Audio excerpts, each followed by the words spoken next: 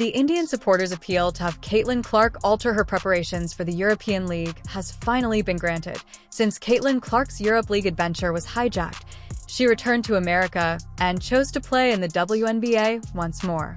However, it should be noted that the WNBA has a toxic culture and has been a hot mess with Caitlin throughout the season, while Europe was essentially giving her the royal treatment, ready to put a crown on her head and make her the highest-paid female in the league. From the sounds of this interview, it seems like she's probably going to make more money overseas in EuroLeague than she did during this WNBA season. But Cathy Engelbert, the WNBA commissioner, recognized the error, expressed regret for the racism, and promised to make amends because, let's face it, the WNBA has suffered without Caitlin Clark and can't afford to lose her permanently. What plans does the WNBA have now, and will they truly follow through on their commitments? How did they persuade her to stay after all that drama? Apology is warranted to Caitlin Clark, or they just need to. Now, when was the last time you heard a sports commissioner act so weak and apologize to a player? Well, never. And let's face it, Caitlin was about to step down, take the bag, and become the face of basketball internationally. So for the commissioner to go into full-on "we failed you" mode was the height of desperation. This wasn't just a PR ploy they came up with in a boardroom, it was personal.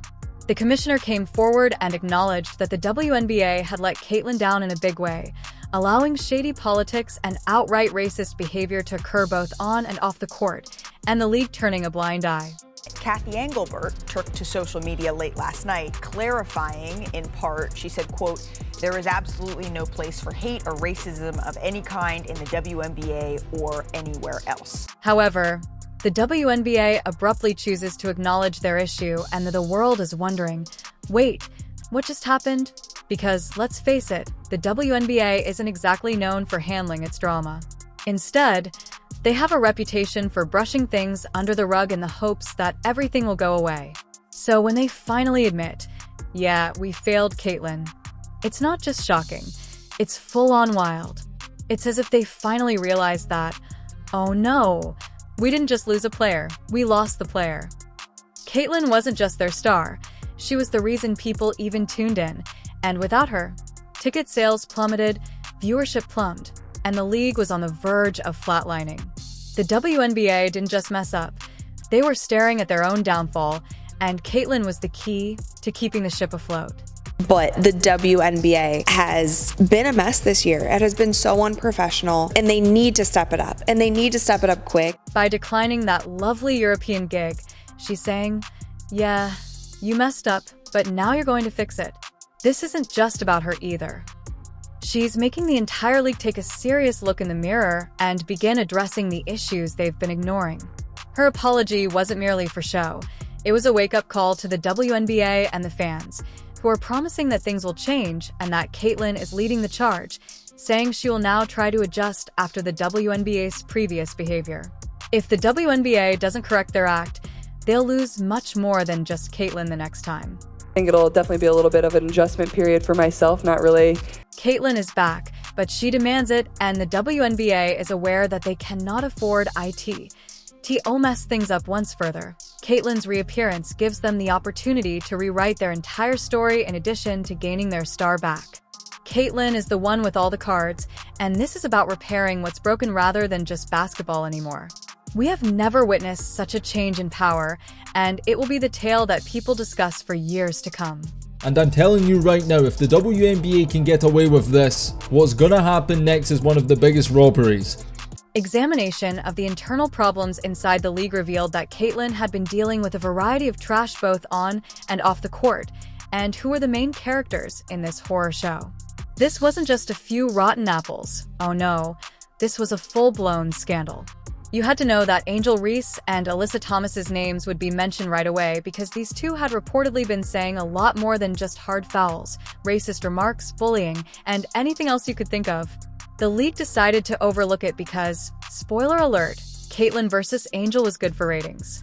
Try to implant racism and imply that everyone is racist because they don't agree with them. And they try to put that into everything that they're doing. By then responding and saying, if you don't agree with me, you're racist. For months, in silence, Caitlyn had been putting Cam up with this bullshit in the hopes that someone would step in, but the WNBA pretty much ignored it, acting as though it was just a friendly rivalry.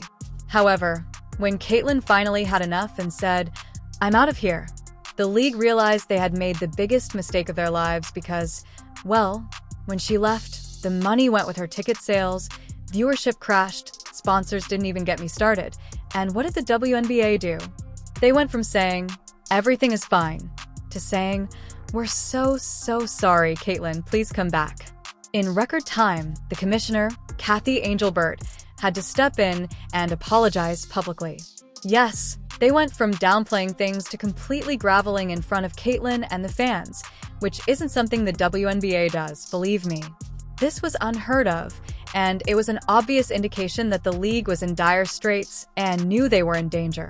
They really felt like it was a missed opportunity from Kathy Engelbert to really address and say, we don't support this sort of behavior in our league. And Breanna Stewart was another player who, after her game yesterday, came out and really echoed those sentiments and said that as much as the players love this sort of influx of fans that have come from this rivalry, at a certain point, enough is enough, and that's what they really hoped. Caitlyn wasn't waiting for an apology during all of this chaos, though.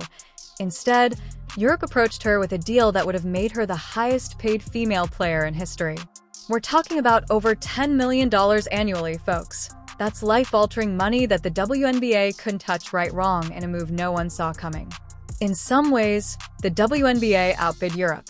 Yes, you did read correctly. The league, which is infamous for paying shamefully low salaries, discovered a huge sum of money to throw to Caitlyn out of the blue. They felt they had no other option since without her, the league would have collapsed. In addition to being the WNBA spokesperson, Caitlyn is the league's lifeline, and they cannot afford to make a mistake again.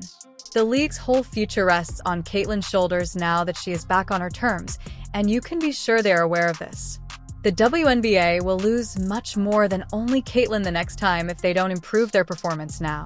Fever are going to be over 200,000 higher than the next highest total attendance in league history.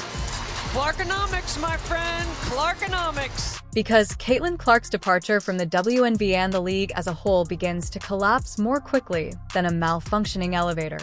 I'm not even kidding when I say that the ticket sales figures are appalling. The viewership of Crash and Burn was cut in half during Caitlyn's rookie season in 2024. She wasn't just playing basketball, she was essentially running the entire operation. Yes, that wasn't just impressive, it was historic. She single-handedly propelled the WNBA to heights they hadn't even imagined in decades, with her games drawing an absurd 1.8 million viewers on average. Let me reiterate that 1.8 million viewers. The WNBA hadn't seen numbers like that since they invented the 3-0 line that. Since the start of the regular season, sales of WNBA merchandise are up over 500% versus the same period last year, with fan gear sales over the first half of the season at the highest in league history. Player-specific merchandise, including jerseys and t-shirts, have seen a staggering 1,000% increase in sales. Additionally, sales of league-specific merchandise like the popular orange WNBA hoodie are also up 200%. The top-selling WNBA player merch, Caitlyn Clark, #1 in jerseys. The situation was completely different when Caitlyn was on the court. The Fever's games became the most popular tickets in town, and we're not just talking about packing the stands with people.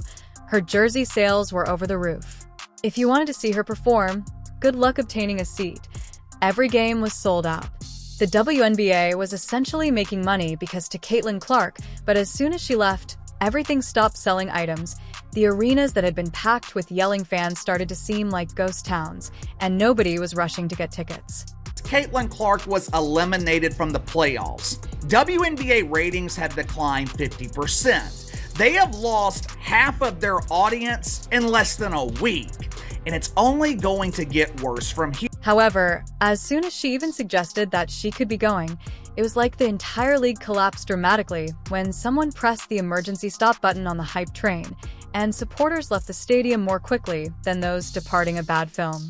For the Fever's 2024 playoff opener, one game drew 2.5 million viewers, which was essentially unprecedented for the WNBA. Then Caitlyn came out, and the following games barely made half of that. Even the semifinals, which are meant to be the games that draw everyone in, saw a sharp decline in viewership from 1.8 million to just 64,000.